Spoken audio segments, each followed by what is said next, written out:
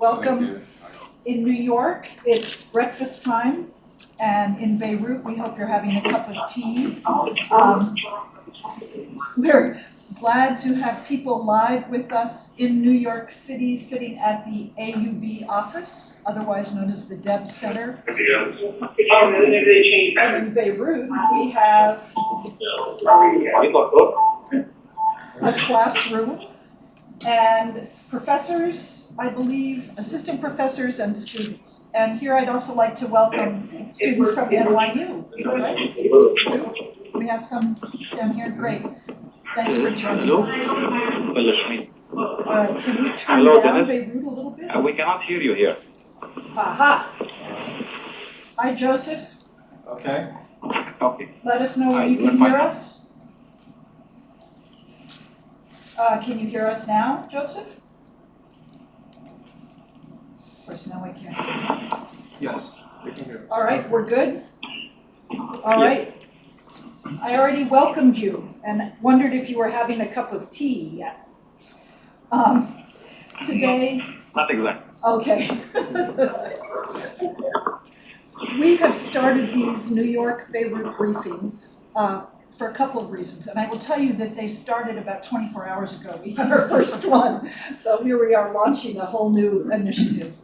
AUB has 7,500 students in Beirut, maybe 800 professors, is that right, Rami?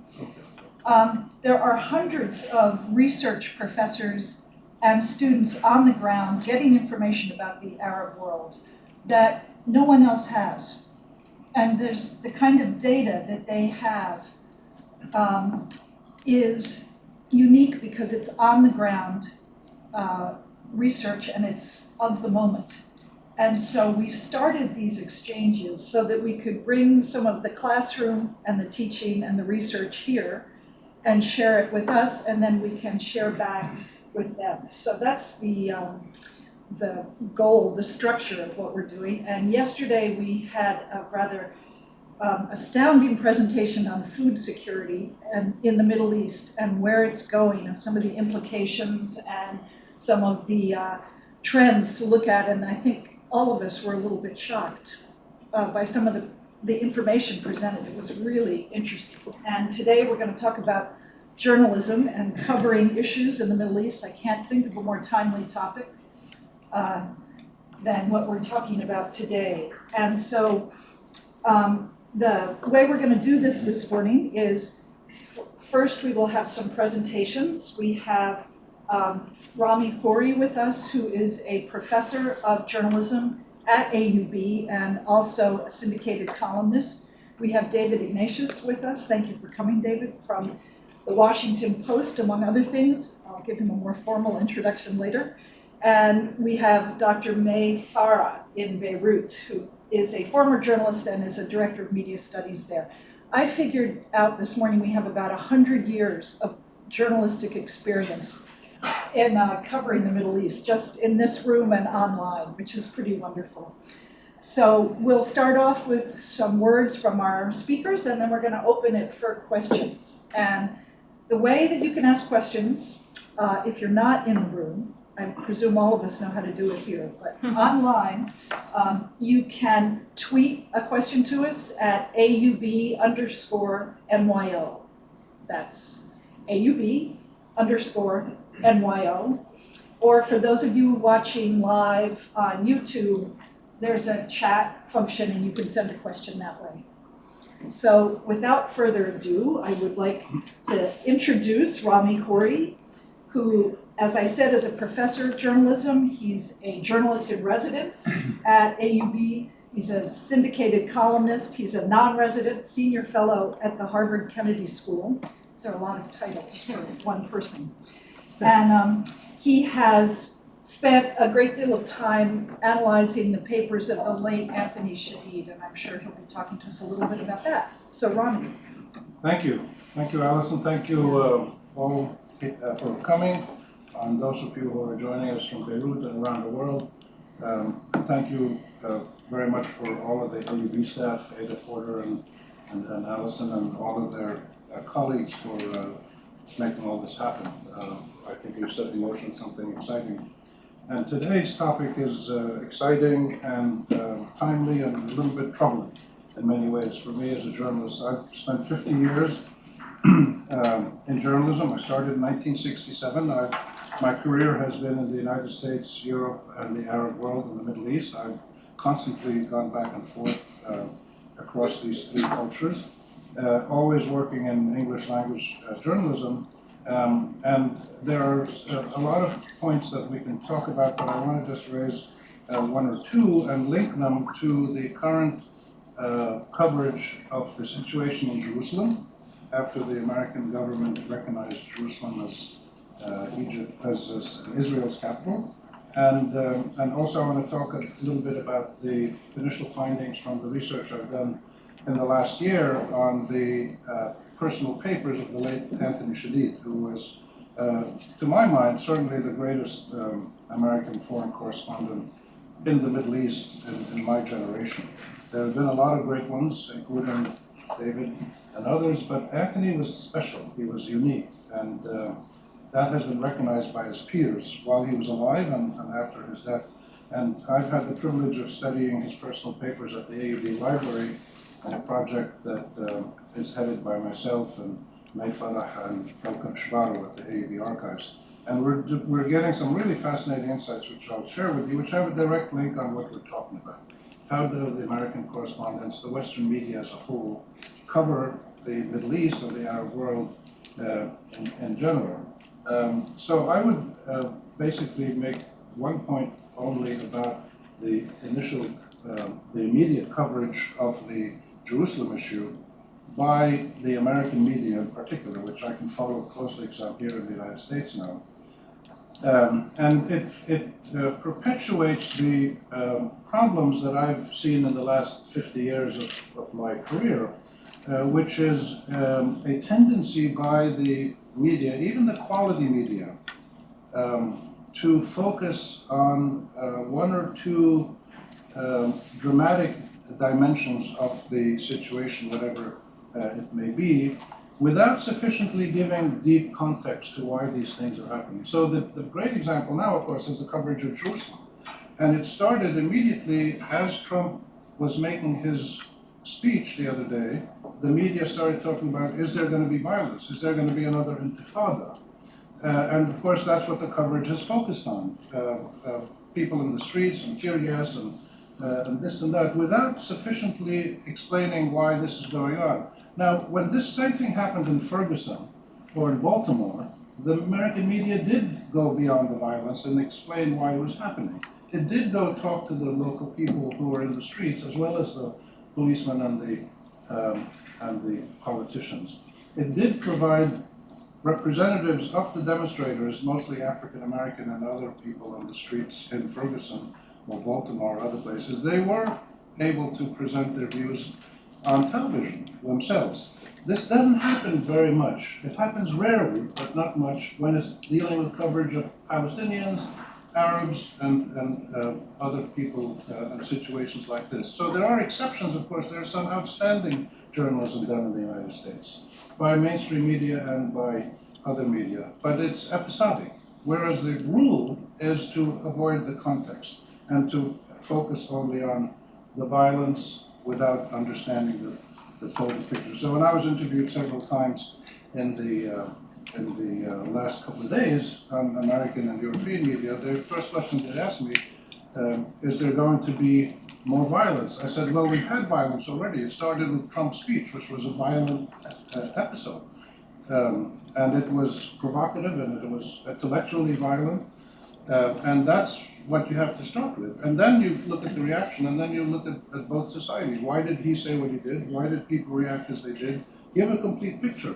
So that takes me to the couple of points I want to make about Anthony Shadid's research that we've uncovered. I've interviewed 50 of his colleagues around the world who work with him as editors and colleagues and reporters.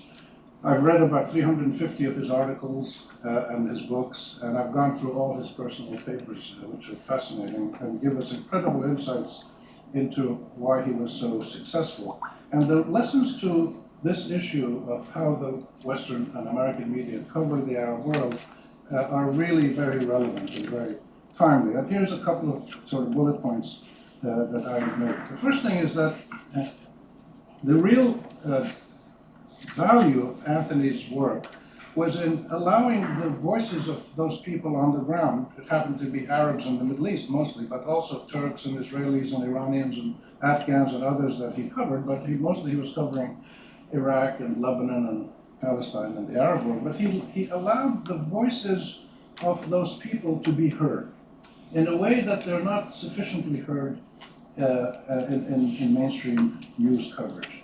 He also rigorously gave both sides of the story. So, for instance, in the Iraq War, his stories would include what the American army was saying or what American government officials in Washington were saying, and then he would give you the people's voices from the street in Iraq or in Fallujah, wherever it may be. So he was very careful to follow the best American journalistic values, which I learned in college when I went to Syracuse University here in the United States, to be balanced as much as you can. Give both sides, give the whole story, and then let the reader decide whatever the reader wants to decide. So he did that in a way that you don't sufficiently get, I think, across the board. Second of all, he gave the perspectives of the power structure, governments, political elite, rich business people, whatever, and again, ordinary people in the street. And when I say ordinary people, what made his work so fascinating to me, and I think has lessons for us, is that he didn't necessarily go and pick out people that were necessarily representative of certain groups. Or just, for instance, he wouldn't necessarily go and pick out a local human rights activist or a local protester who's leading a march. He would just walk into a cafe or walk into a bakery shop and start talking to people, say, what do you think about what's going on? And he'd ask them, what do you think? He didn't ask them, what do you think is your government's view? What do you think? So the lesson there is that he genuinely, in his personality and in his reporting, he genuinely showed that he cared about what an ordinary person felt. This doesn't come through very much in the mainstream media. We get government views, we get analyst views, we get professors' views, all of which are good, but we don't sufficiently get the deeper sentiments of ordinary people. And why is that important?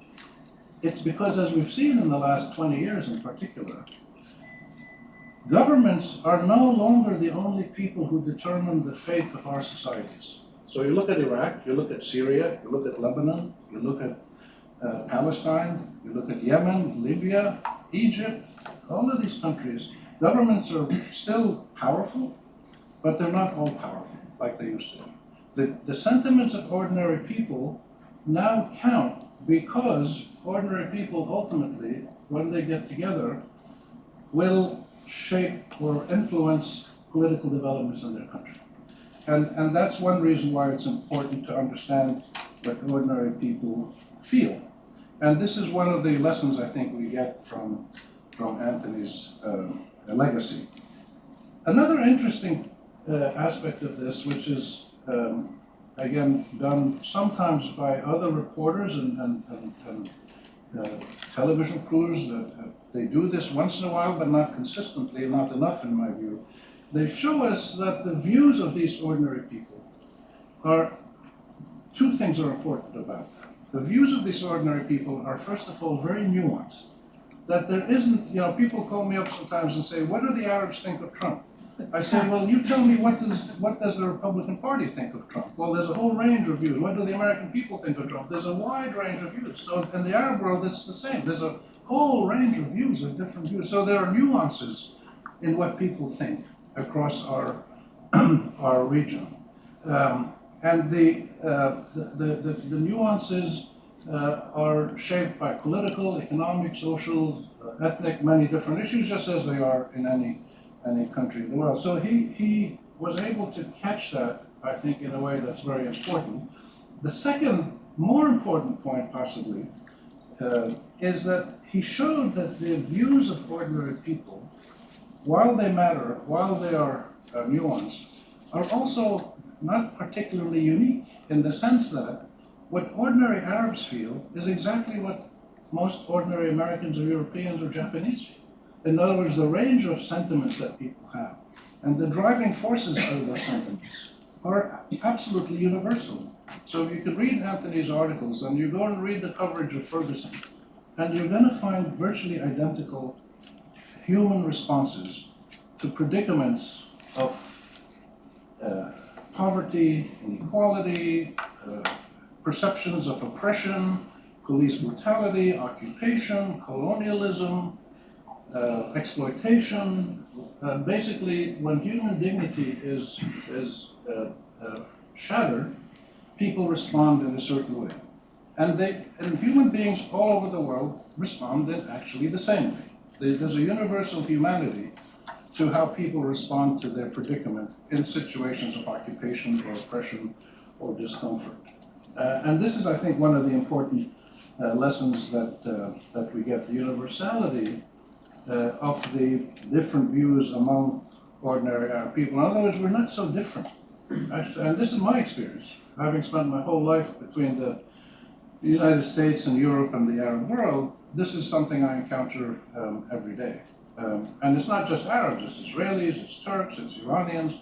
So these are just a few of the points that I'm starting to identify in the research we're doing, and mainly what I'm focusing on is how did Anthony do this research and reporting and organizing? How did he decide to cover a story? How did he do the reporting on the ground? And there are many interesting techniques which I'm developing in a little manual that we're teaching in a course now at AUB, which is being offered this spring, and gives insights into the craft, I'm calling it the craft of the legacy of Anthony Shadid, in this kind of reporting, which blends hard news reporting with feature-ish reporting and uses the techniques of what's called narrative journalism, or narrative writing, or creative nonfiction writing, or even in some cases a novelist, people who write novel like David and others. So what Anthony did is bring these techniques into the world of daily news reporting, particularly in a foreign context, particularly in a war situation or an occupation situation. That's what really made his work so unique. But my work has been to try to disaggregate all that by interviewing all these people, reading his work, analyzing it, and then putting it all back together in this little manual that will be using for courses at AUB, and hopefully we'll offer that here in the United States in short course form and other things as well. Now, the important thing about this, finally, I would say, is that Anthony couldn't do this on his own. He needed the support of his editors. And this is a critical point, that people at the Boston Globe first, and then the Washington Post, where he did most of his great writing, and then at the New York Times at the end of his career, his editors let him do this. They recognized that this is actually something useful, first for the paper itself, and it created great, he got awards, and the papers were acknowledged as doing something really useful, but more importantly, for the readers, for the readership, for the audience, that the editors loved this stuff, and the audience loved it. People learned a lot from it. So this is a win-win situation for the public, for the journalism profession, and for the individual editors and writers who do this. So I think there's some lessons in that as well, in terms of how the media should cover international affairs. And you have a situation now, in a particular issue of American coverage of the Arab world, or the wider Middle East, if you include Turkey, Iran, Israel. American coverage of the Middle East should take note of some of these issues, because you've got active wars going on with American troops fighting and drones killing and satellites refueling Saudi planes in Yemen by the US, and all kinds of active military engagements, now coupled with Trump's statement on Jerusalem, which is creating great anger in the Arab world. So to understand this complex situation, we need this kind of approach that adequately touches the core human sentiments of people, but links it also to the policy issues that are floating around, whether Western governments, Arab governments, other Middle Eastern governments, to have that totality of coverage, the human as well as the policy oriented coverage is more critical than ever, I would argue. These are a few of the key points that I wanted to make to get us started, and thank you very much.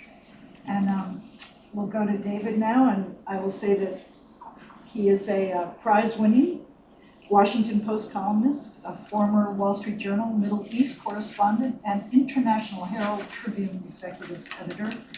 And he's also a novelist, and I have right here a shameless plug for his most recent book, which you can see how far I am. I'm to the point where I'd like you all to go away so I could keep reading. I have about a third left. I'm at that point. But thank you for being with us, and we turn it over to you. Thank you, Allison. We authors love shameless plugs. Too shameless. So I want to take up the challenge that Rami, my old friend for more than 35 years, has set, and try to talk about what good coverage of the Middle East is for American journalists, and what needs to be improved, with special attention to the situation now, as the Palestinians are struggling to deal with the Trump administration's announcement. And just to start with two shorthand bullet points, what we need, as Rami said, is first context. People need to understand what underlies the policy issue. Why does it matter whether the United States recognizes Israel's longstanding declaration that Jerusalem is its capital? Why does it matter if we move the embassy? What's at stake there? What underlie the feelings that people have? And second, we need more intensity in coverage. The numbers of correspondents, TV crews, the infrastructure of journalism in the Middle East is way below what it was when I covered the region, and way below what it needs to be. You simply can't do this job in a powerful way without more resources. So with that opening, I want to talk a little bit about Anthony Shadid, because he was my colleague. I worked with him at the Washington Post. I admired him, grieved for him, his family, his passing. Just say a little about what made him so special as I observed him. The first thing that you probably wouldn't think is that he was a meticulous craftsman. I would sometimes, when I was going to Baghdad in the 2003-2004 period, stay in Anthony's room at our villa. Anthony would be away on a reporting assignment, and I'll never forget the way in which the sharpened pencils were lined up just so, and the stapler and the erasers and the notebooks. And this was an organized person who had learned the basics of his craft. And I thought, whatever else you'd say about Anthony, he was a poet and an artist. It began with that mastery of the basic tools. The second thing that I saw in him was that he was able to break out of a tendency we have in journalism to cover the world as if it's a sports event. We all know that experience where somebody will get up and say, so it was a good day today for Donald Trump, as he announced, and Mahmoud Abbas had a rough week, and it's as if it's a sports event. You're going to kind of count up the runs, and that's how you're going to cover it. And Anthony understood that whole approach, the idea of covering what somebody said yesterday in a public forum, as if that's the essence of the story, was a mistake, and that you needed to go to the deeper reality of the story. One way to put it is that he was prepared to ignore the advice of his desk. I was a foreign editor of the Washington Post once, and our very best correspondents learned to ignore my advice and anybody else's.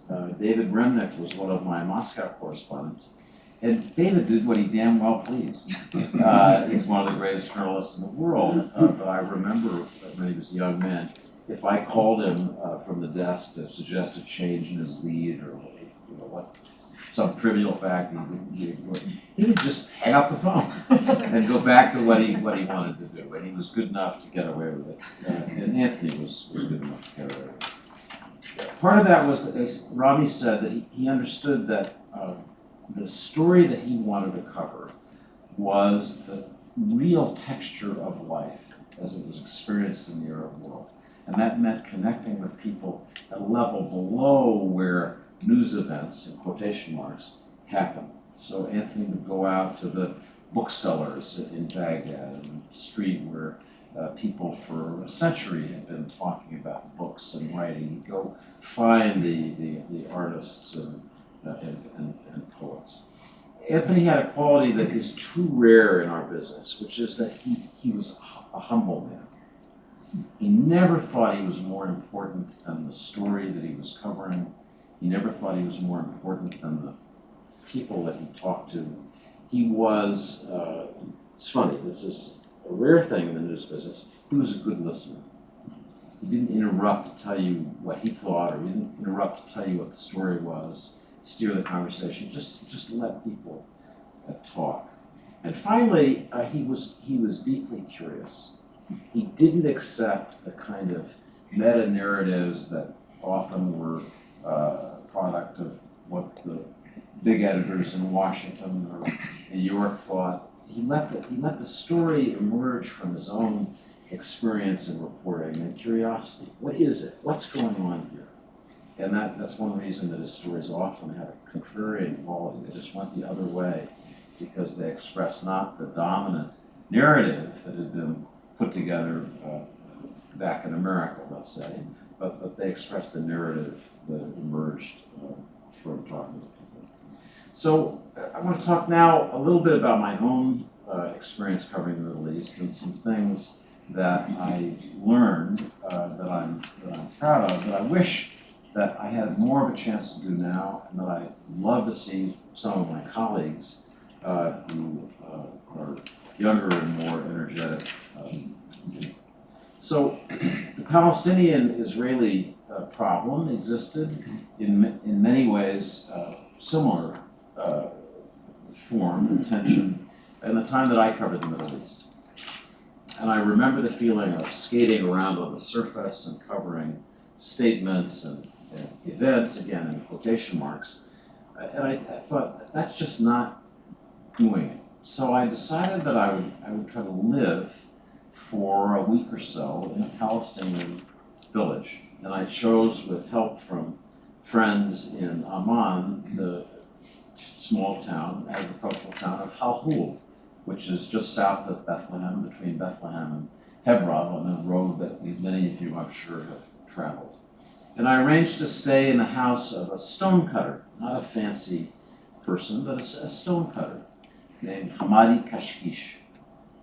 He had this simple trade. His family were farmers.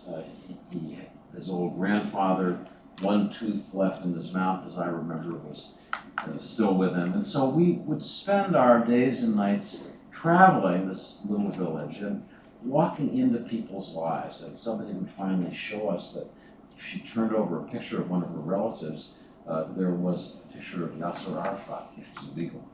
Somebody else would display a little woven sort of enclosure for paper napkins, and it turned out to be a Palestinian flag, which was also illegal. We began to learn about the sort of people. It was almost like Marquez writing about Latin America. I forgot Hajj Hassan Abu Asaba, who was supposed to have journeyed the whole length of Halhul, jumping from tree to tree and never touched the ground. People still told his story. So the real life of this place and its people living under Israeli occupation, what it felt like at 5:30 in the morning when you woke up and looked out and there were the Israeli soldiers, and what it felt like as you got ready to go to work in Israel and get on secure buses or taxis, what it felt when the searches came round knocking on doors and looking what that experience was. And then finally, the sort of human triumph of surviving. The first article in that series closed sleeping on the roof, as is common in that part of Palestine in the summertime, with Hamadi and his father and his son, and the father didn't speak in English, said in Arabic, this perfect cloudless night, all the stars above, and I said, "This is beautiful." I said, "Yes, so this is long time passes. This is very This is the best." Almost shouted it to the whole village. So that was a way of getting at a different level of the story. I did one other project in that same year of 1982, which is when President Reagan launched his peace plan. It was going to be the beginning of that round of aggressive American diplomacy in the Middle East. And I took a village that had been evacuated during what the Israelis called the War of Independence, Palestinians called the Nakba, in 1948. It's a village many of you have seen if you've driven the road up to Jerusalem called Lifta. If you come up that road, you look to the left, and there's this stone houses, abandoned, cascading down the hillside. And I tried to track down where everybody had gone after they fled in that war, fled in panic. And I found them in refugee camps in Ramallah, I found them other places in the West Bank, I found them in Kuwait, I found them in Saudi Arabia, I found them in London, I found them in Washington, D.C., and so was able to put together a kind of almost a quilt that showed the story of this diaspora, all families in this place of Lifta. And then went there with one of the families. I was able to get them permission to come with me as they walked and remembered who lived here, whose uncle lived in that house, and where did they go? And again, trying to put real human beings and real emotions behind this story.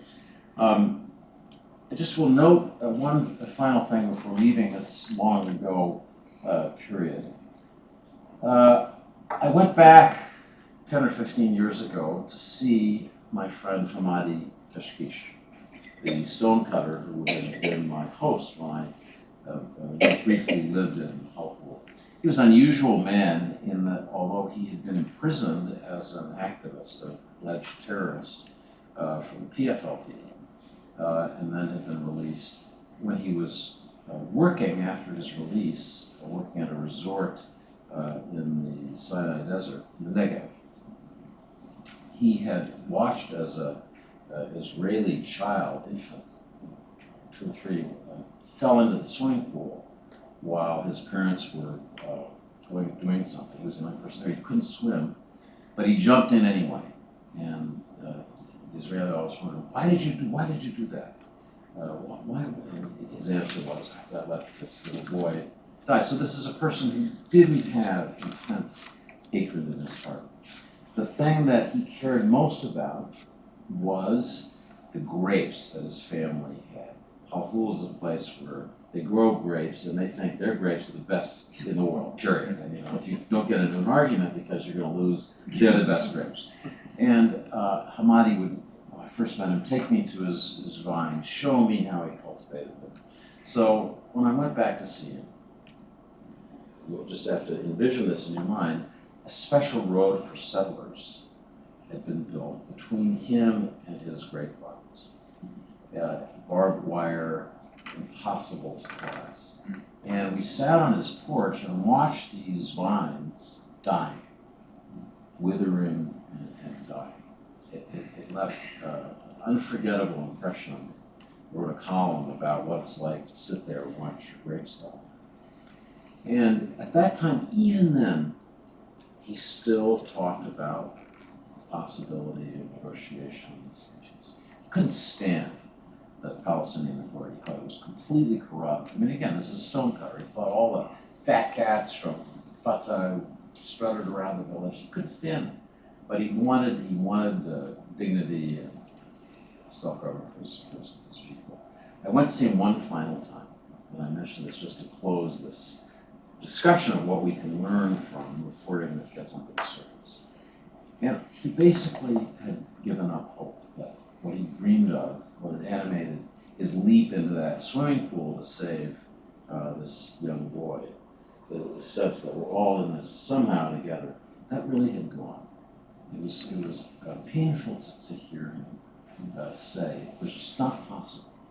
And if you look at the land around Halhul, if you travel the road from Jerusalem south through Bethlehem to Hebron, you know exactly what that feels like. There's just not much land left between settlements and outposts.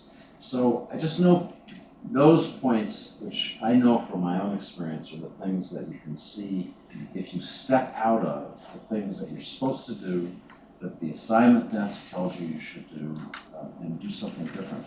Anthony was our master at this, at doing the thing that's different. But that's where you really learn something.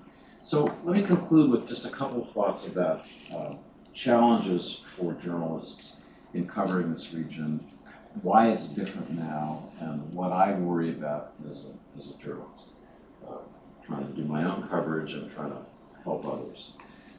In Beirut, when I first got there in 1980, journalists essentially carried a white flag. We described ourselves as unbiased reporters. Most of us were based in West Beirut, where the Palestinians were the dominant security presence.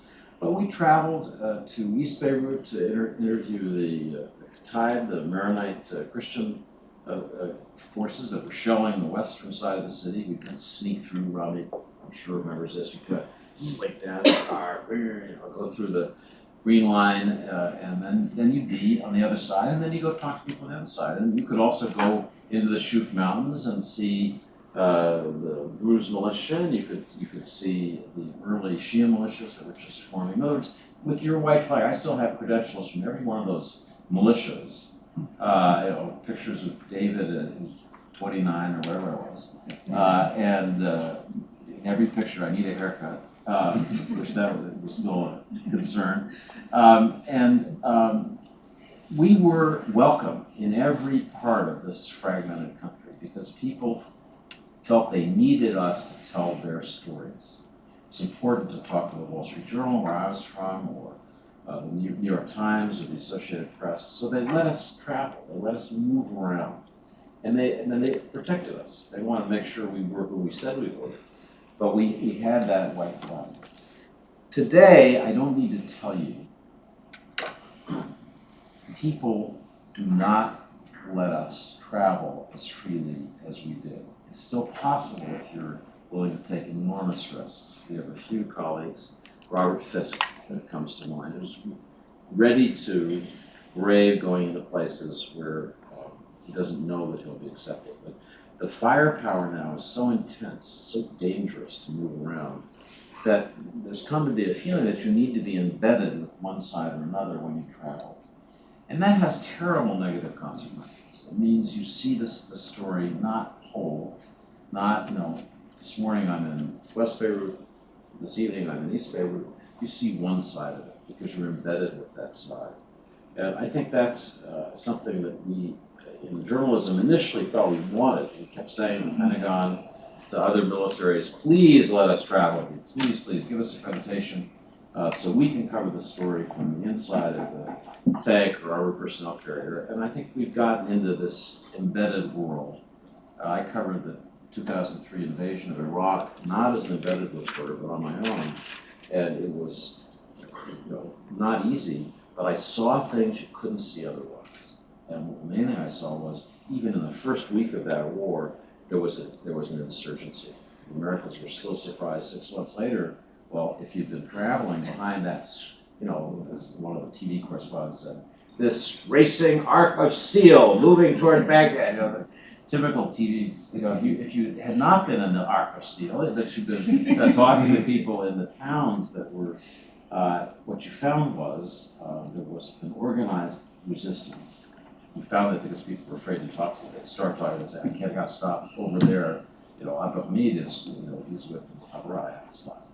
So, I think being unembedded is crucial. Final point I want to make is about social media. Social media obviously has had a transformative effect on every part of our information lives, our connected lives, and there are many ways in which that's good. The ability of connected citizens to photograph with their phones and then upload accounts of what they're seeing and brutality that they're seeing has been a very powerful tool. But there's also a way that I think we all know in which social media has paradoxically, because it's supposed to be about connection, been a force for polarization and division. I'm still struggling to understand why that's true and what to do about it, but I know that it is true, and I see that in the Middle East. There's a way in which the internet is, I sometimes say, a rage accelerator. It just makes you more angry, and there's nothing you can do about it except write an incredibly nasty, vituperative, expletive-filled, anonymous email to some journalist or some Twitter person who has outraged you because you're so angry. And I think that's the least productive way for human beings to respond. And this technology gives us that tool. It's now very hard to write an account of, say, Mohammed bin Salman, positive or negative, without getting completely drowned in crazy messages. It shouldn't be so. It shouldn't be so. It's really important for journalists to talk to him, to do real reporting, to figure out is this what's good here, what's bad here, and not be inundated with the same obviously holds for the Israel-Palestinian issues. Even more, this has been true really, I think, for 50 years, but even more than when I was a journalist. It's very hard to write what you hope is a good piece of journalism without getting trashed.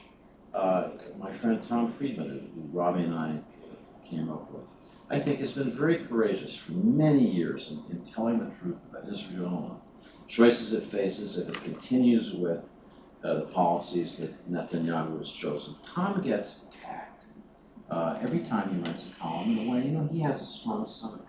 I admire him because he keeps doing it. So that's where I want to close. The basic reality in covering the Middle East is the same as in covering the Trump administration or any administration. Journalists have to do their job. We need to, as my late boss Ben Bradley used to say, suck it up. Suck it up. We never were sure quite what you're supposed to suck up, but anyway, suck it up.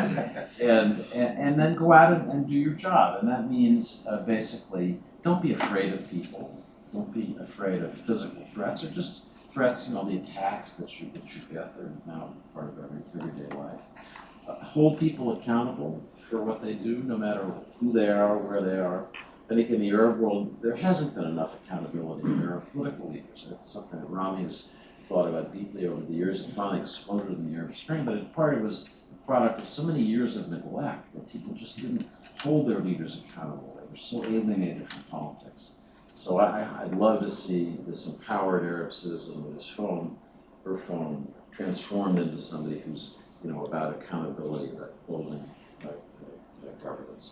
And then I think the final thing that I'd say is what I think Anthony in his heart felt most deeply, which is in the end you work for your readers. You're accountable to your readers and to your readers not just tomorrow morning, but 10 years from now. But you'll be judged by whether you really do work that rises to the level of the story. And as we see this current chapter unfolding, there are so many challenges for young journalists, Arabs and Americans in the Arab world, and I just hope they understand it's not just tomorrow's readers, but it's Rami and I are going to be reading 10 years from now, and if you did the kind of job that Anthony did, it will be remembered. Thank you so much to the both of you. And just before we open it up for questions and discussion, I see a few people taking notes. I think you probably have some thoughts of things you'd like to ask these two, and Dr. Farah in Beirut. I'd like you, May, in Beirut, to introduce yourself and tell us who's sitting there and your response to what you heard Rami and David talking about through your lens as a journalist and as a teacher in the Middle East. Okay, I just need to tell you that our video froze. It seems like the streaming is going fine. They seem to hear us and see us. So. But we're not hearing them.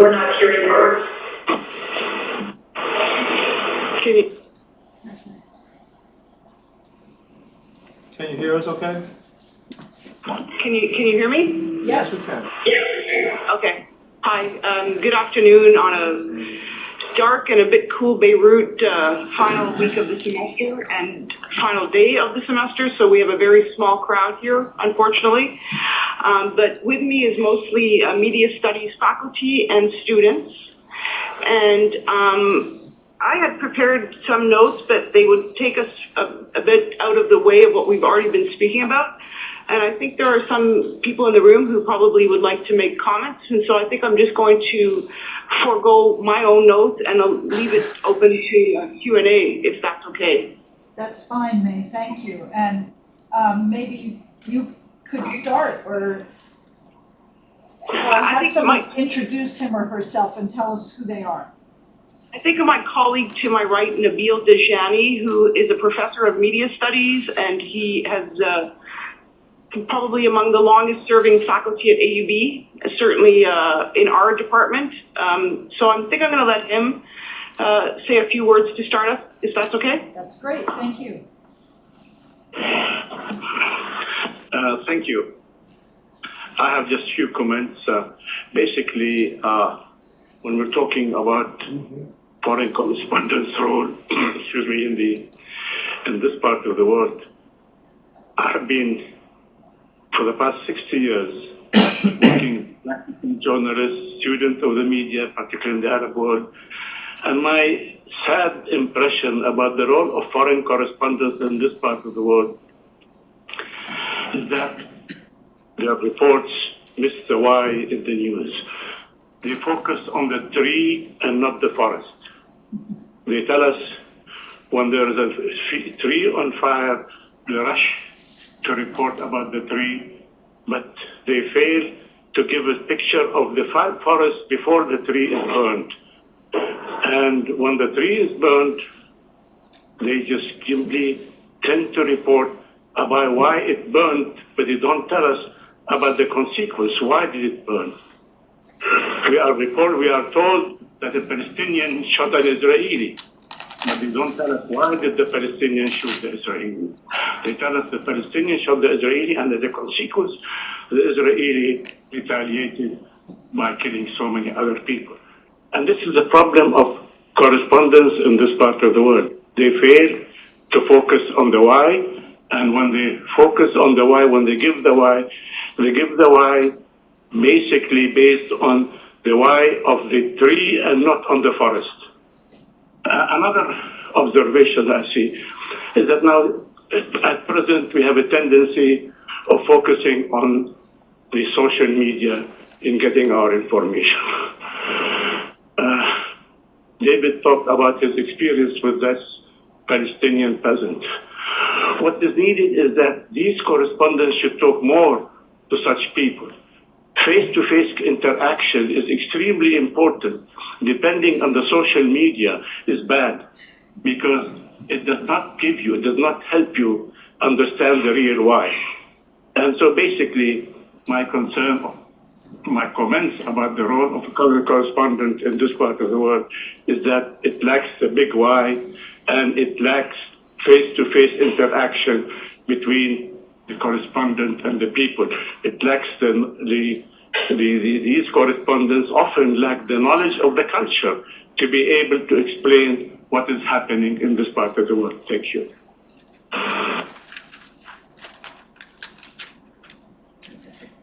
Is there anyone else, May? Sure. Do you want to go around the room and collect comments, or did you want to address that particular comment, or? I'll ask David and Rami if they would like to, Get some or comments. let's get some comments from your room. It's always hard to be the first one. Yeah.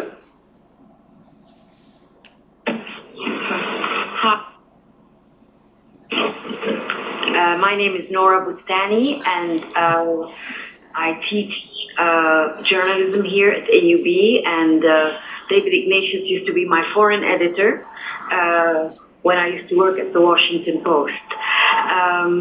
I agree that social media is very distracting to young people trying to go into this field. But what we're trying to do, at least what I try to do in my classes, is send young journalists out to Palestinian camps, to Syrian refugee settlements, armed with certain tools that we give them on how to report on people who have been traumatized.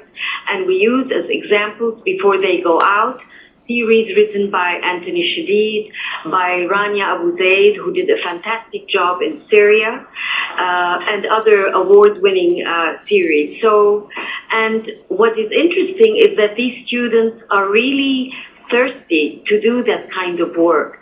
But whether they will have the opportunity once they graduate to have access to such areas or such jobs is another question. So I think, what we should think about going forward is, how much can newspapers afford to invest in that kind of coverage, which takes time and effort and money. And some people here, like Ayman Hanna of Skies, are suggesting that we do what BuzzFeed does and have journalists cover the, fluffy, superficial news on the one side, and then also have investigative teams go in and write about ISIS and what makes young women want to join them, etc. So balance off the quality reporting with some of the superficial reporting and journalism that people do to have an economically sustainable model to allow journalists and their owners, to afford that kind of coverage that is necessary. But I think, the willingness to want to listen to what people are saying, every journalist has that if he's given the opportunity and the time to do it. That's all I wanted to say. Thank you.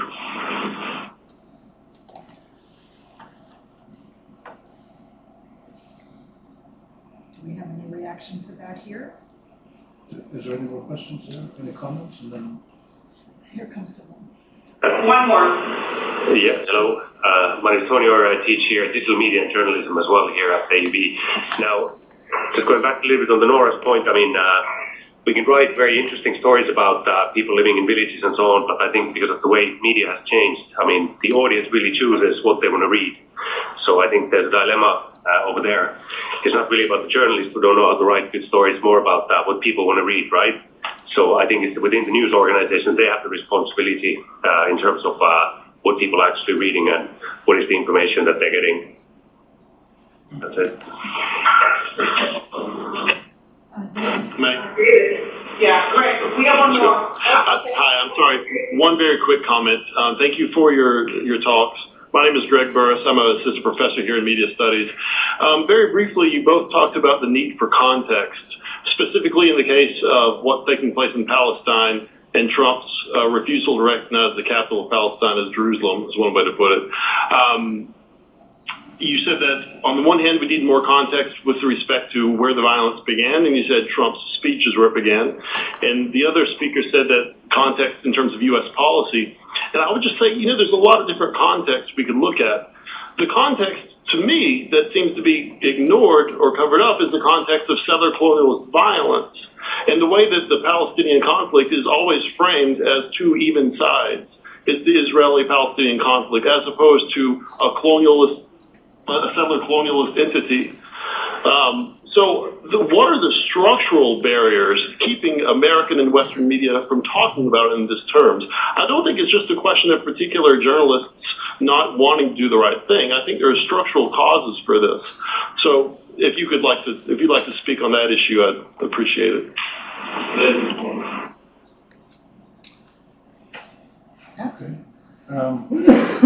Should I start with a couple of comments?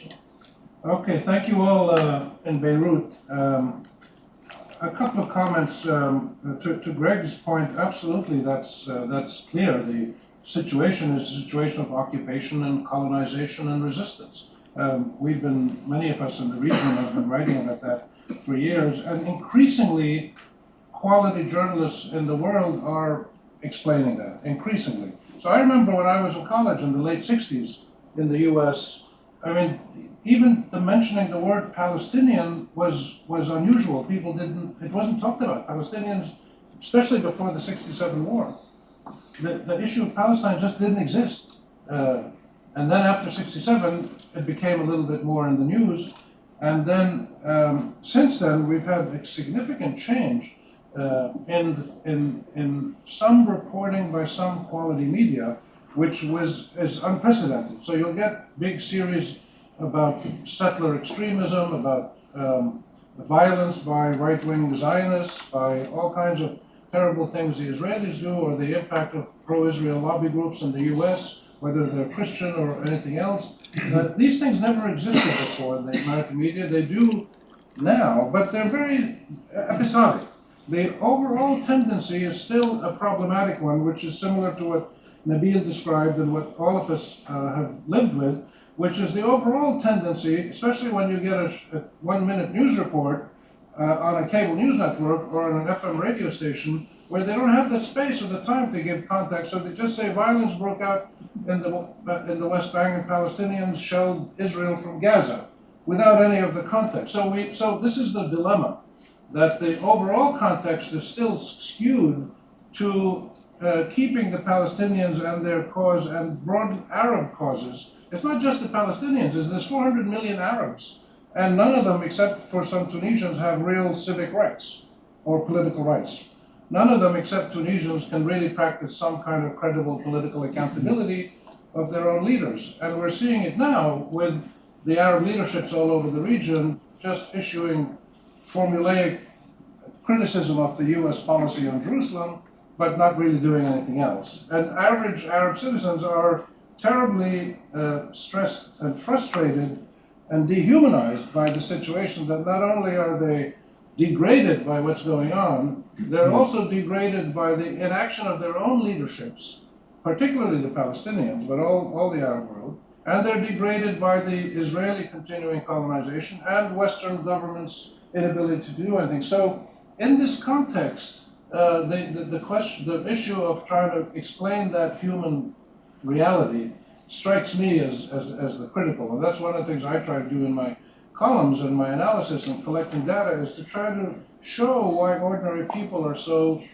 angry, and why the uprisings happened, and why people continue to struggle against these dominant trends, but without really being able to achieve any success, and the frustrations continue to mount. So we don't know what's going to happen. But I think it's clear that what we're dealing with in the Arab world, and the uprisings of 7 years ago were the most powerful testament to this, that there is now mass discontent and stress all across the Arab world, probably covering 60 to 70% of Arab families that can barely make ends meet at the end of every month. And these people have no rights and no capacity to improve their situation, while Arab leaderships, the Israeli government, the American government, and others continue to do things that degrade them. So that's the challenge, I think, for journalism in the region and abroad, which is to, how do we describe this situation without sounding like a bunch of radical lefty activists, militants or something? I mean, this is a human reality. So again, I take you back to Ferguson, Missouri. How do you deal with Ferguson? How do you deal with the situation of migrant labor in the southwest of the US, living in stressful conditions? These are human realities that are very complex, but they are essentially great news stories, and they're important news stories, and they need to be analyzed in their totality. My impression is that the mainstream media in the US, and certainly in Europe, is better now than it was 40 years ago, but it's still not even-handed, clearly. There's still a bias. But that change, you see it happening across American society. If you look at mainstream churches, if you look at labor unions, if you look at academia, if you look at student groups, you see, and polling is clearly showing this. Shibli Telhami at the University of Maryland released a poll 4 days ago, which was extraordinary, showing American public opinion on Trump and the Middle East. And it showed that something like 60%, 65% or something of the American public wants the United States to be even-handed, to help Israelis and Palestinians live a decent, normal life in sovereign, secure states. That was clear. The American public's attitude has clearly become more reasonable. The media is slowly following, but still very slowly, not enough. And this is, I think, our challenge, both as journalists and as educators in the Middle East and here. And I think one of the unique challenges of AUB, because we transcend these worlds, is how do we bring this reality and share it with our colleagues in the United States, in education and in the media, for both of our benefits. And so these are, I think, the points that are made in Beirut are all very accurate and very correct, and they just highlight the challenges that we're all trying to grapple with. And my experience is that when Americans and Arabs or Europeans and Middle Easterners or any combination of people in different cultures, when they get together to discuss and analyze an issue like this, they're going to get better results than if they try to do it on their own.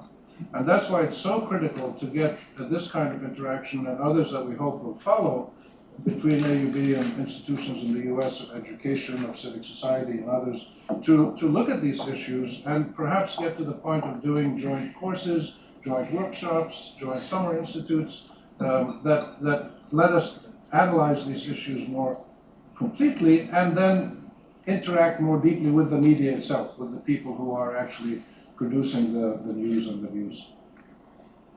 David. Let me try to answer each of the questions that was raised in Beirut because they were all good ones. First to Nabil's question about the why, the need to focus more on the why. I agree with that. The why takes you into a very subjective area. Sometimes that's something that journalists can do as news analysis, should do as news analysis. But I think, we're in a world where commentary matters, and that's precisely what people in my business should do, is get at the why. You made a comment about the importance of face-to-face interaction as opposed to social media. And one thing that I noticed during the Syrian civil war, when it was so dangerous for journalists to cover that on the ground, was the increasing dependence on social media. The war was basically reported out of Beirut using information collected from social media by various groups in Beirut, and that certainly was better than having no information. But it was often skewed. I think are not really seeing the Syrian war clearly has been one of the contributed to that nightmare. And it's just hard to know what the answer to that is. I tried sneaking into Syria in 2012, went to Aleppo. I learned some things from that were invaluable for me.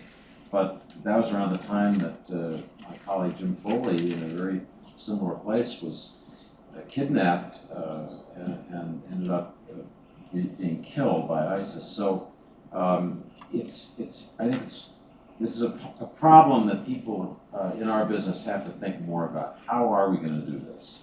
How are we going to be more confident about the social media feeds that we get, that they're reliable?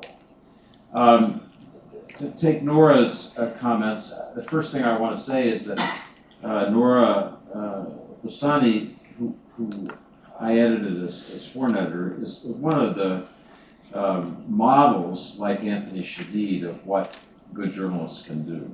I don't know that I've ever seen a war correspondent braver than Nora, or ever seen a correspondent who was better able than Nora at getting people to just, I used to say, bleed on the page. I mean, just express their raw emotions, what they were living through, and Nora would capture it in their notebook.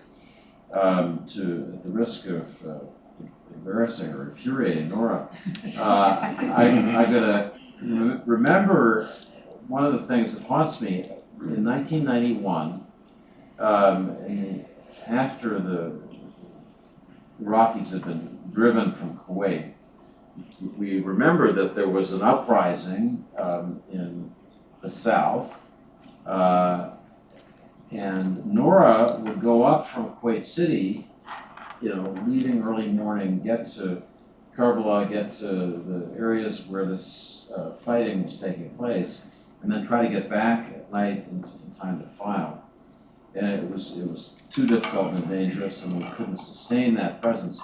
I've always thought, looking back, Nora, I'd be interested in your comments, that if we found a way to do that so that we had a presence on the ground, that the way that story turned out would have been different.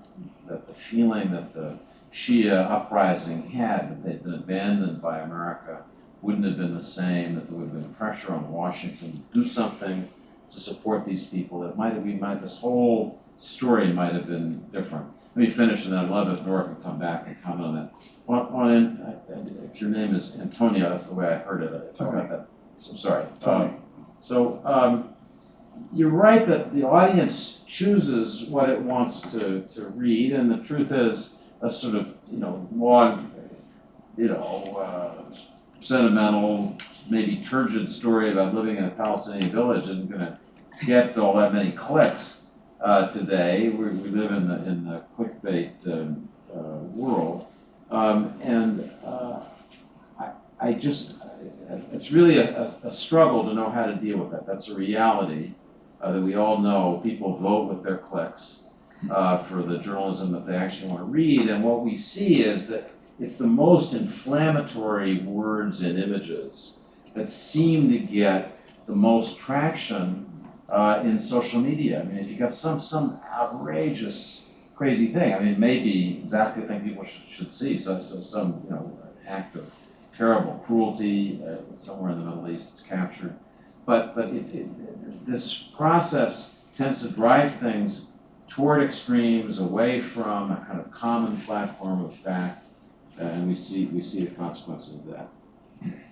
Finally, on Greg's question, should we see this more in terms of the Arab narrative, that this is about resistance to illegal settlement and colonialism?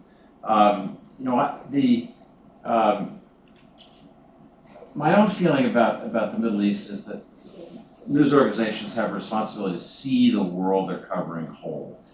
And that means that covering the Israel part about it, covering the Arab part about it, not to be submerged in any one narrative, but to in a sense explain them, but also challenge them at every point. So, I think we need to do a better job of explaining settler presence, settler violence, settler intolerance. Israelis often say to me, and I think it's a reasonable point, why don't Arab journalists do more to cover their world? Why are we the ones who point up kind of intolerant ideas that people are taught, acts of violence that are in some cases gratuitous, not provoked? Why are we the only ones covering that? Why shouldn't you cover that if you're a journalist? And I have to say, I think that's a fair point. That Arab journalists want to hold the Arab world accountable for corruption, for good government, for adhering to the norms that we cherish. So that'd be one retort. I'm not disagreeing with you that we need to cover the settler presence and the abuses that are there, but I think in a world where you see the world whole, there'd be some more dimensions too.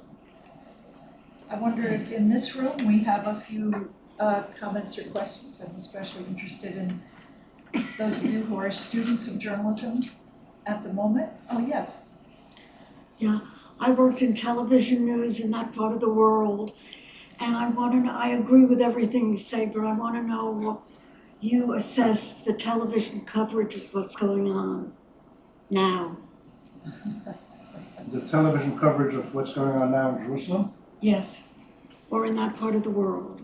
Well, I've only seen a little bit here in the U.S. in the last 36 hours, but when I've seen cable news and I've turned on to the main networks, NBC and ABC and those, and I must say I've been very disappointed.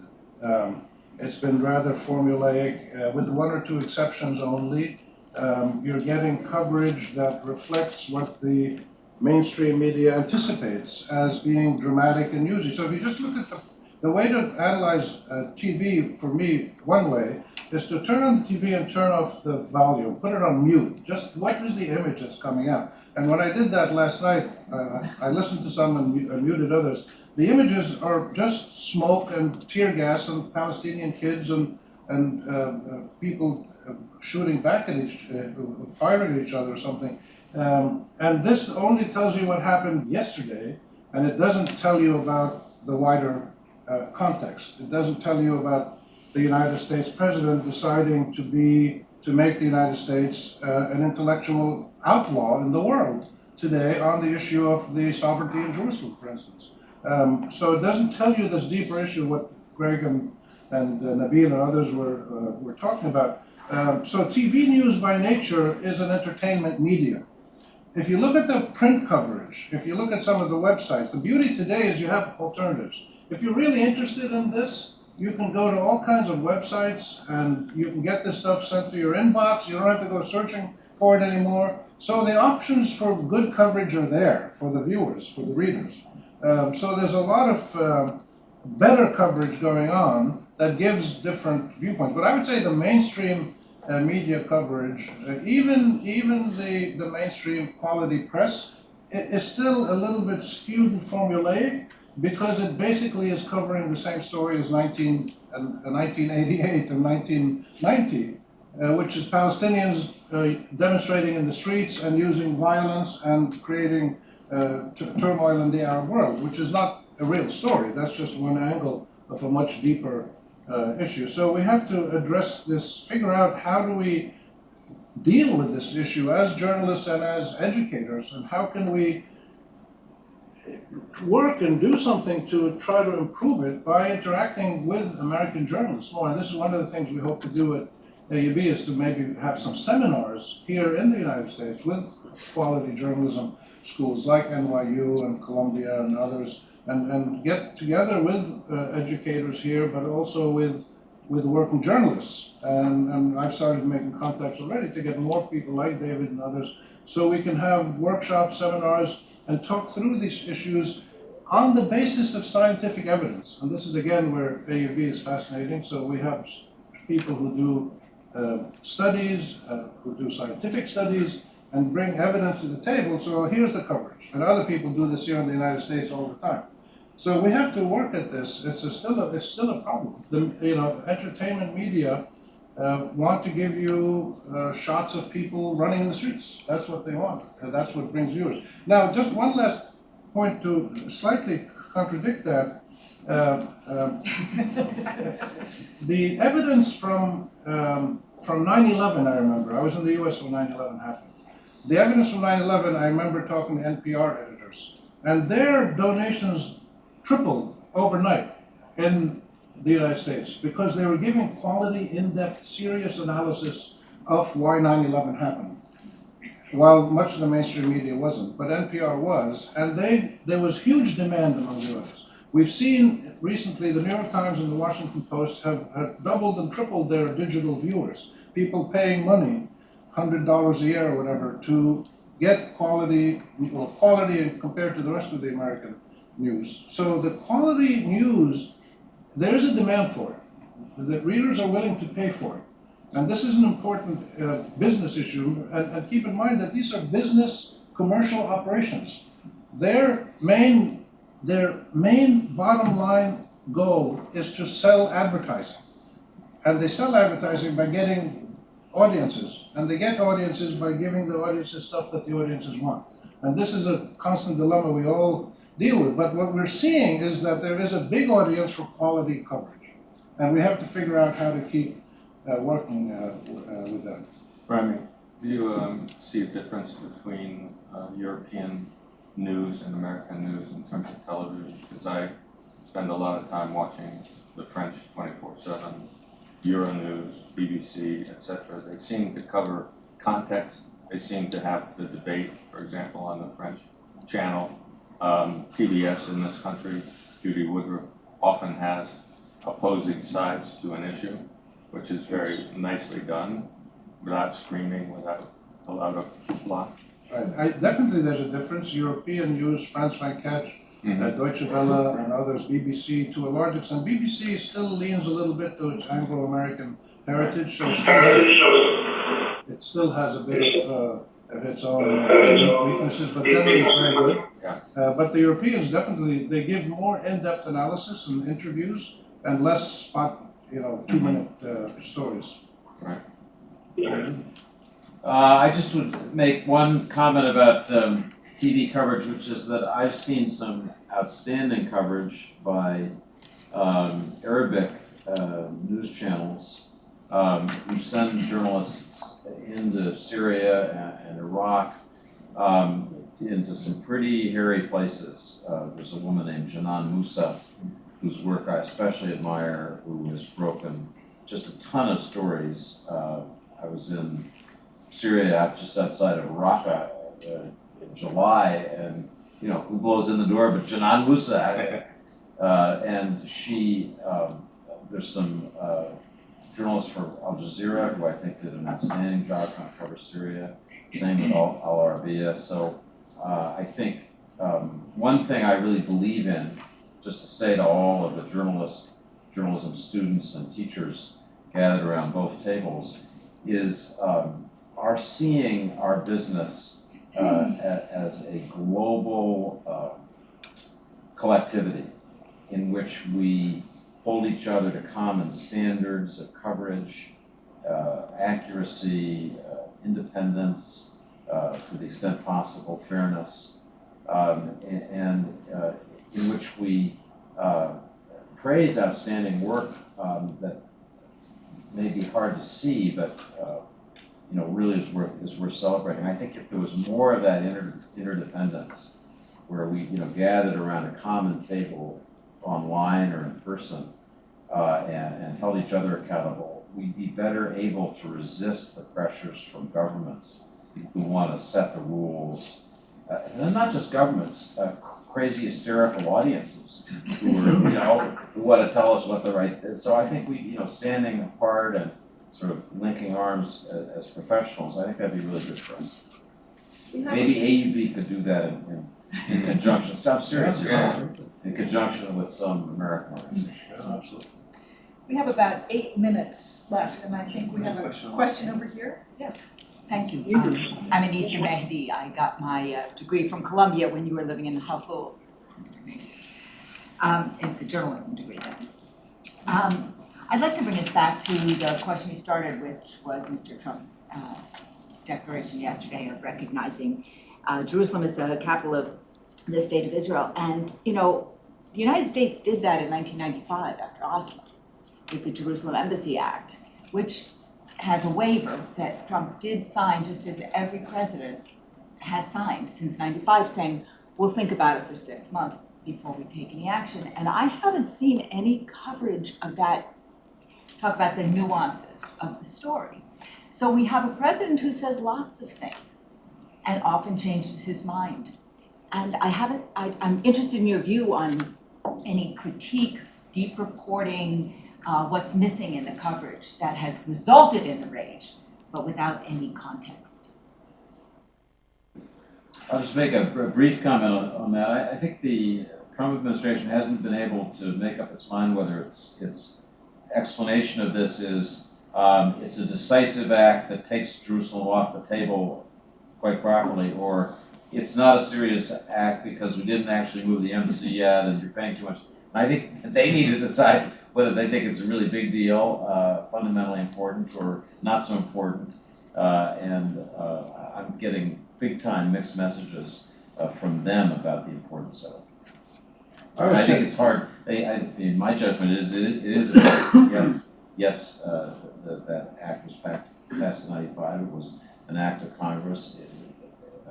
Presidents, executive branches have systematically not followed it for very specific reasons involving the U.S. ability to be seen as a convener, broker of peace talks, and that's the flashing yellow, if not red light, that Trump just sailed through in my judgment. I would add just two things. Congress on the Arab-Israeli issue does not reflect the opinion of the American public. That's clear. We know that scientifically proven for many years. So the American people are much more even-handed, much more balanced. They want the U.S. to engage in promoting a peace agreement that's fair to everybody and anchored in international law and UN resolutions. The American Congress does not do that. The American Congress is heavily, structurally, chromosomally, almost politically chromosomally tilted to Israel. So when it votes 100 to nothing to support Israel during the war in Gaza and things like that. So I wouldn't take the position of the U.S. Congress on Israel-Palestine stuff as representing really American policy. It represents congressional political self-interest, which takes us to the Trump decision.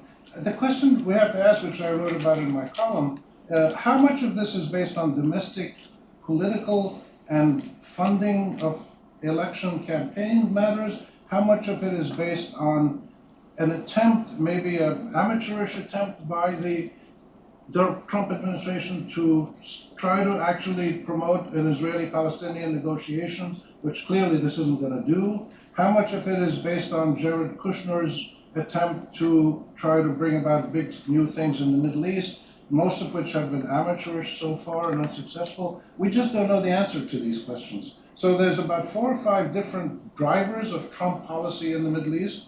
Most of them have been contradictory and keep evolving so far. It's very hard to make an accurate, clear statement about what Trump administration policy is in the Arab-Israeli conflict or in the wider Middle East. So I think these questions will be answered in due course. Oh, and certainly in 6 months.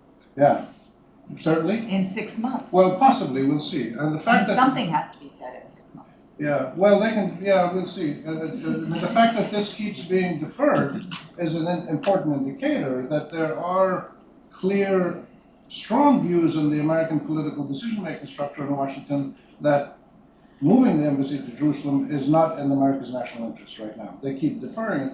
So this is something for the political system to decide. If the system then decides in 6 months, look, we got to make this move, well, then the question is, so what's going to happen? What political reaction will there be? Will there be any political reaction? This is the dilemma on the Arab side. People don't know how to respond to this. But again, we can't predict. So I think journalists should stay out of the business of future predictions and just look at what are the realities on the ground and try to understand what drives decision-making, but also what drives popular sentiment. Because in the end, it's popular emotions in the United States, in the Middle East, that will push the politicians to make their decisions. I think we have 2 questions here, and I think Dr. Farah also wanted to make a comment. Can we That's correct, just yes. let her? Go ahead, Dr. Farah.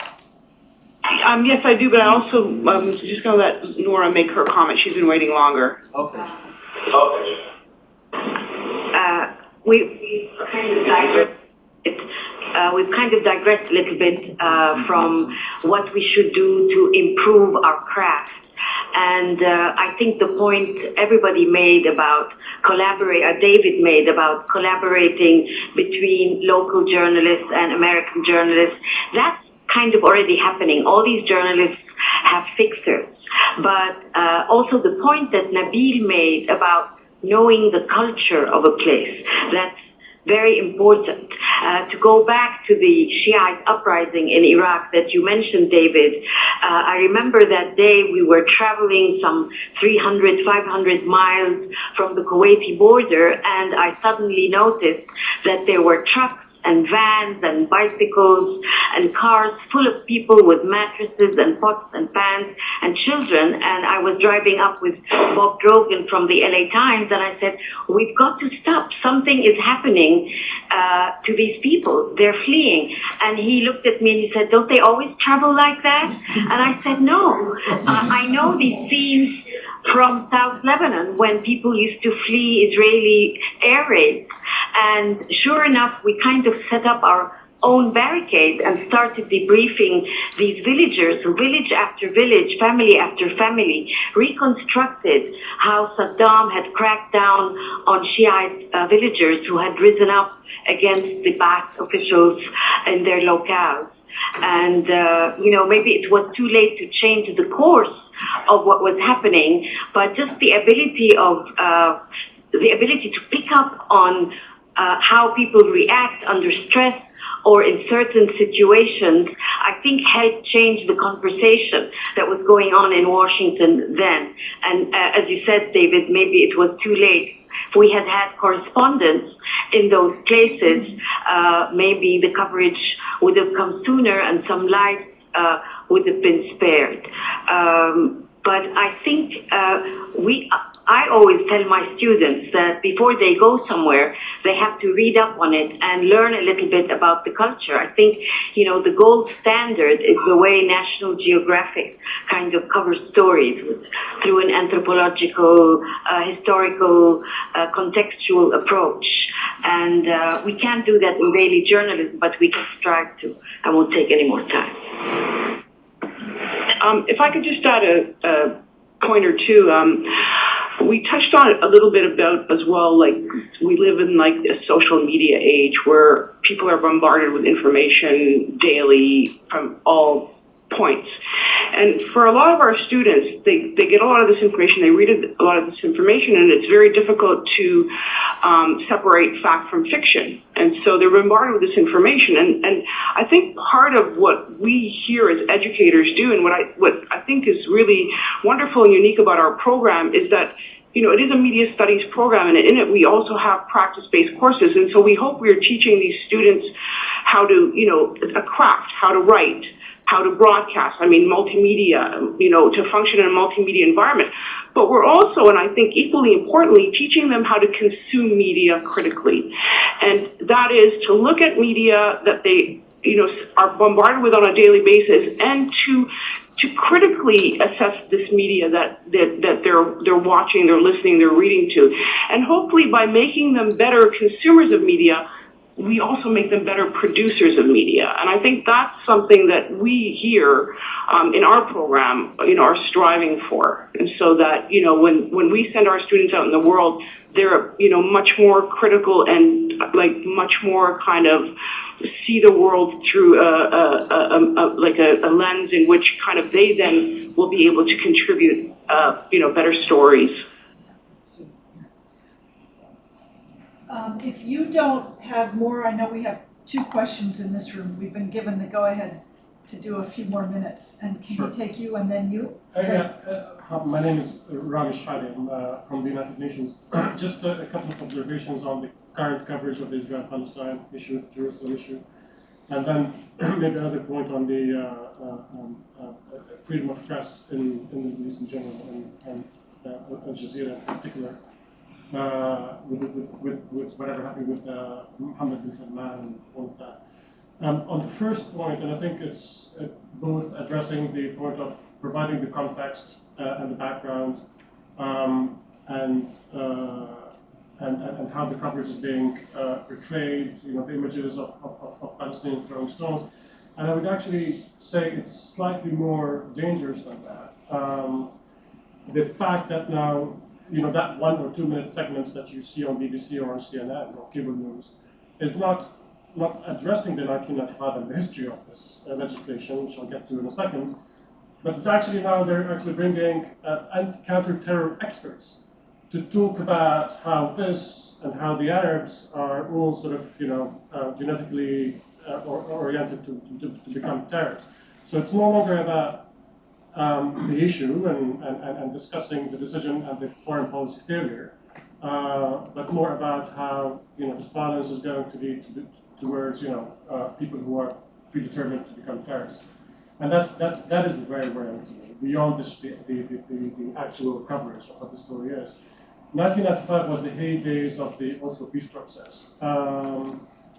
And that's when that law was passed. It was pushed by AIPAC in the US. It wasn't pushed by the Israeli government at that stage. It was Rabin and Peres who were engaging with Arafat in the process. It was, it was an American issued passed legislation.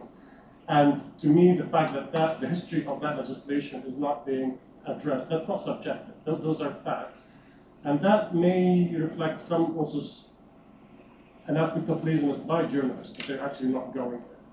So I just wanted to sort of, point out these might be controversial points in this debate. The other point is I didn't see much coverage here in the US about, again, the Saudi decision when they were boycotting, when they decided to impose a siege on Qatar, etc., and including Al Jazeera.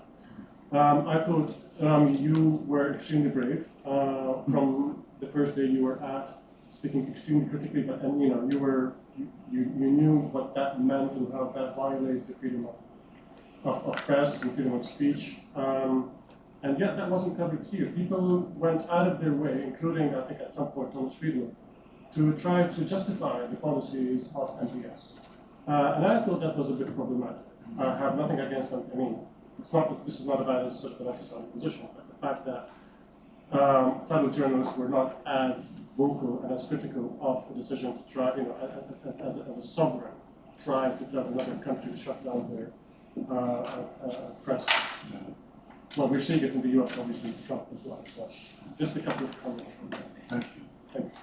Can we take another question here, please? I'm Yasmin. I'm a NYU master's student in Middle Eastern Studies.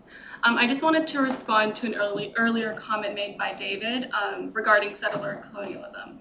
So I don't think it's a matter of just covering individual acts of violence or, as you said, intolerance by Israeli settlers, but more of journalists addressing the question of power and recognizing that settler colonialism and the national oppression of Palestinian people is a systemic and institutional problem and project. And I surely don't think that recognizing those things keeps one from viewing and analyzing the world as whole. So that's just a short comment I wanted to make. If we have time. Yeah. Actually, I wanted to pick up on that point. And also just from the perspective of what we should be doing as journalists, and I think to Rami's point, I think there is a huge appetite among audiences for meaningful coverage, and I think that all of the kind of shallow clickbait stuff aside, what people are looking for is journalism that fully follows like the implications of the stories that they're uncovering. I think The Intercept, for example, is a good example of a media outlet that remembers that journalists are supposed to be adversarial to power, and to call. I mean, I think the idea that audiences are crazy and hysterical, even if that's only in a certain contexts, like talking about social media, is actually exactly the problem, because we work for the audiences.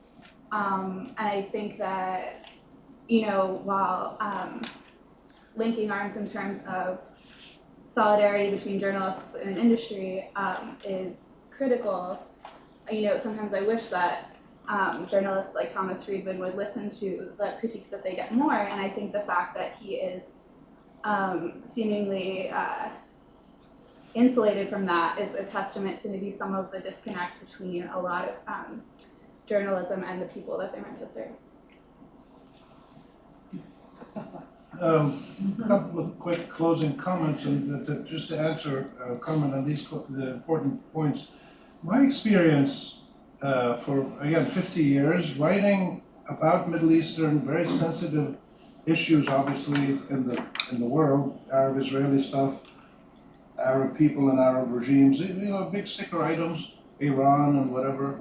My experience has been that we can write about all of these issues, the colonial settler reality, which I believe Israel is a colonial settler entity, and the Palestinians and other Arabs are suffering from it. But if I'm going to write about this in the Western press or talk on television, which I do regularly, what I find is critical is to separate my personal views from my reporter's job or even my analyst's job.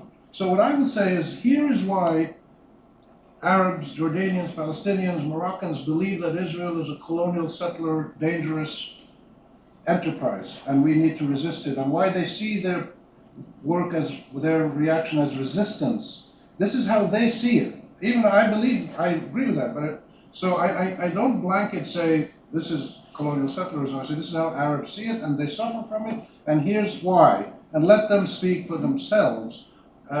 When I wrote about the siege of Qatar by the Saudis, Emiratis, and a few other countries, I went out of my way to call friends in the United Arab Emirates and Saudi Arabia to really understand why they do this. You know, I disagreed completely with what they did, but I needed to understand it. And I did a column for Jazeera on exactly why the Emiratis and Saudis did what they did to Qatar.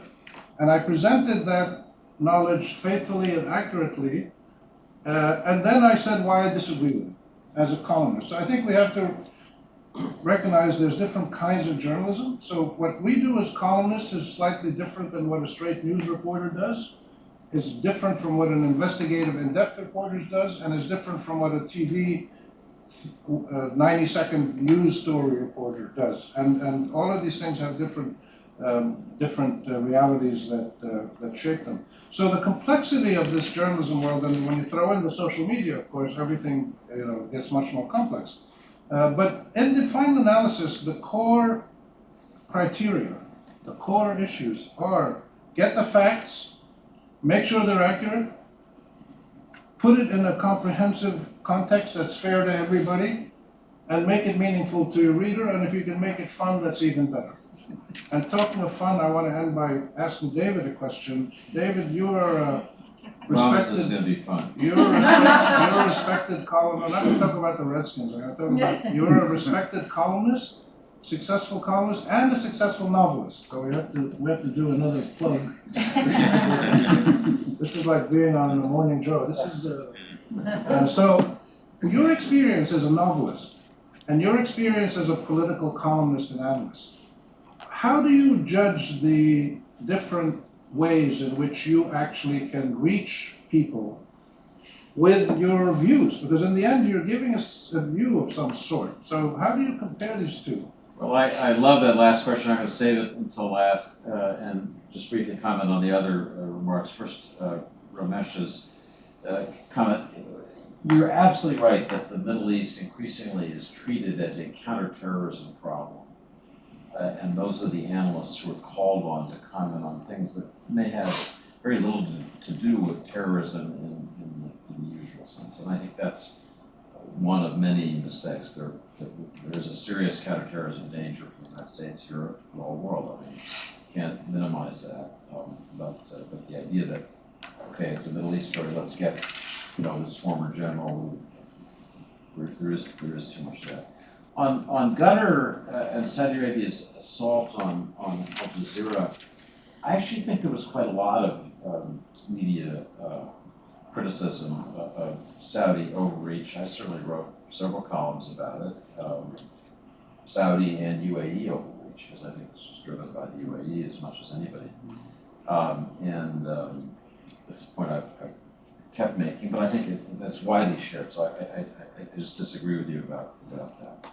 On the question of settler colonialism, I need to be honest and say that colonialism is not a word that I'm comfortable with using. It's not for me a journalistic word. It's there are people on the right who write about Islamofascism.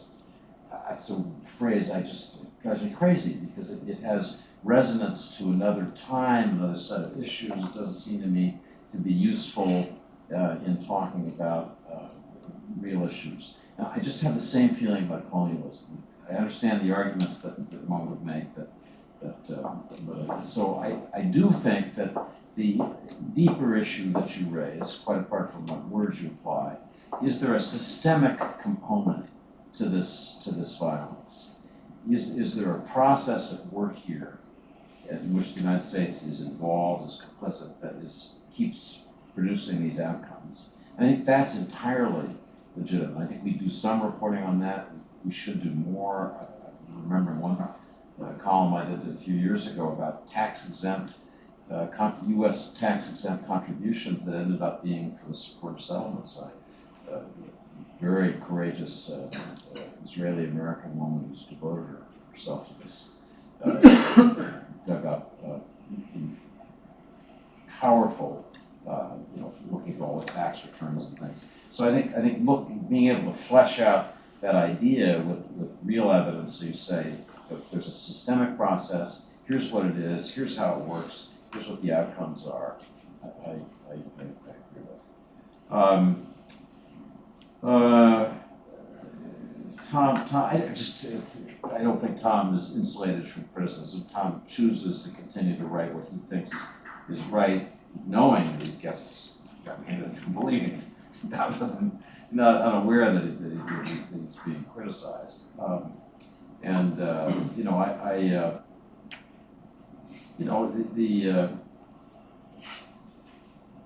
I want journalists to say what they think and not be afraid. And I mean that in every sense, not be afraid of being unpopular, with one particular group. I mean, it shouldn't be that if you write something favorable about Mohammed bin Salman, people say you're a Saudi propagandist and, where's your check, and things like that. I mean, people can have different opinions of things. And the right response is to take on the specific arguments about how Saudi Arabia is or is not changing under Mohammed bin Salman, about the name calling part. I don't think serves everybody. Finally, on this question that as I said, I love the briefest answer.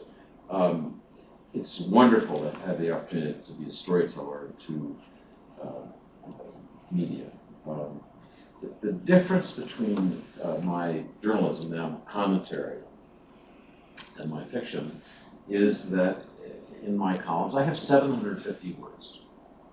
If I push it, I have 760, but I don't have 770 to cut it back. So it's tightly constrained.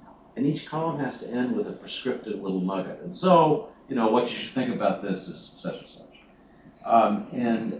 So it's reductionist by definition. It takes complex problems, the nuances that interest me just because of the way I am, I have to chuck out mostly. A novel allows you to just describe something the way it is, with all the complexity, all the contradictions. You can write about the view of the Israeli settler with all the passion that person feels living in Hebron. You can write about the Palestinian who lives next door to that person who's systematically, and you're just telling the story, and you're not telling the reader what to think about it. You're letting the reader make up his or her own mind. I love that because you let life be faithful to its complexity. And I don't like fiction that's too dogmatic and programmatic. So, I have friends who say to me, David, the only time you really tell the truth is in your fiction. I don't know what to make of that, but I do know there's a kind of truth that doesn't end with a, and so you should do, it's not programmatic. That Rami, I have not, it's hard to escape that obligation if you've got to slice the world into 750 word slices. Yes? Yes. I'd like to thank you all. Please feel free to stay and find the person in the room you wish you had talked to. And help yourself to more food. And May and your colleagues, thank you so much for being with us. We really appreciate it and hope that this group might be able to connect again. Maybe even student to student would be pretty wonderful. All right, thank you all. Thank you. Thank you.